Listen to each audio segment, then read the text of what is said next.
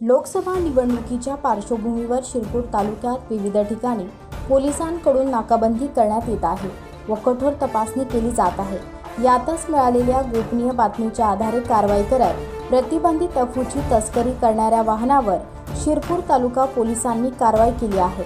दिनांक 16/4/2024 रोजी पोलीस निरीक्षक श्रीराम पवार यांना गोपनीय बातमीदारामार्फत बातमी मिळाली की मध्य प्रदेश राज्यातील सेंधवाकडून शिरपूरकडे ट्रक क्रमांक RJ09 GC 4569 यात अफूचे सुकलेले बोंडे डोंडाची बेकायदेशीर वाहतूक होत आहे।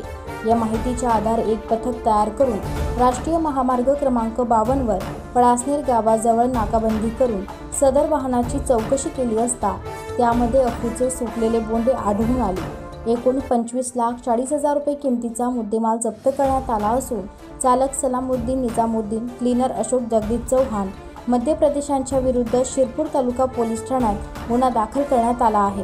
पुढील तपास पोलीस करीत आहेत। शिरपूर तालुका पोलीस निरीक्षक श्रीराम पवार यांना एक गोपनीय माहिती मिळाली होती की मध्य प्रदेशमधून इलिगली कॉफी स्ट्रॉ म्हणजे त्याला लोकल लँग्वेजमध्ये डोडा म्हणतात, ते अवैधरित्या महाराष्ट्रातून पुढे जात आहे।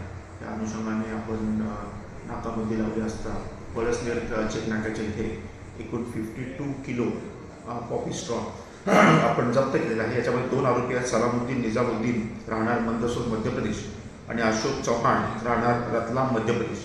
या दोघांना आता आपण अटक केलेली आहे, गुन्हा दाखल केलेला आहे आणि याचा रूट जो आहे हा कुठून येत आहे आपण आता व्हेरीफाय करून संबंधित लोकांना याच्यापुढे कारवाई करत आहोत।